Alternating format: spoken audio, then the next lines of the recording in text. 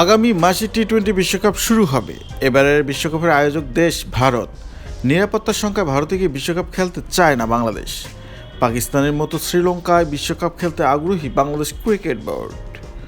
বিশ্বকাপের প্রস্তুতি ফি হিসেবে আইসিসির কাছ থেকে ইতিমধ্যে $5 লাখ তথা বাংলাদেশি মুদ্রা 6 কোটি টাকার বেশি পেয়েছে বিসিবি।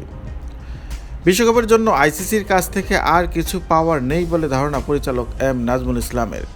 নাজমুলই বলেছেন, বাংলাদেশ ক্রিকেট বোর্ডের কোনো ক্ষতি হবে না, ক্রিকেটারদের ক্ষতি হবে, কারণ খেললে প্রতিটা খেলায় ক্রিকেটাররা ম্যাচ ফি পায়। পরিচালকের দাবি, এবারের টি-20 বিশ্বকাপে না খেললেও 2027 সাল পর্যন্ত আইসিসি থেকে বিসিবির রাজস্ব আয়ে কোনো হেরফের হবে না। এক প্রশ্নে তিনি সাংবাদিকদের জানান, আইসিসি থেকে প্রতি বছর বাংলাদেশ $20.4 মিলিয়ন পায়। এছাড়া আইসিসির রিজার্ভ মানি থেকে 4 বছর পর পায় $4 মিলিয়ন।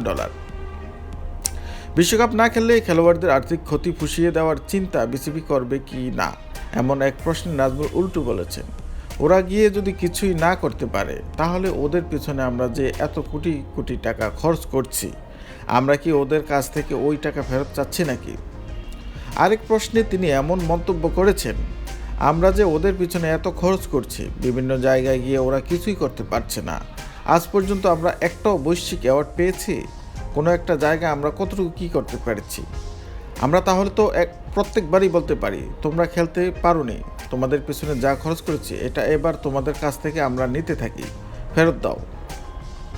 ক্রিকেটার আগে না ক্রিকেট বোর্ড আগে? এই প্রশ্নের উত্তরে নাজমুলের পাল্টা প্রশ্ন, ধরুন বোর্ডটাই যদি না থাকে তাহলে ক্রিকেট মানে ক্রিকেটাররা থাকবে কি না?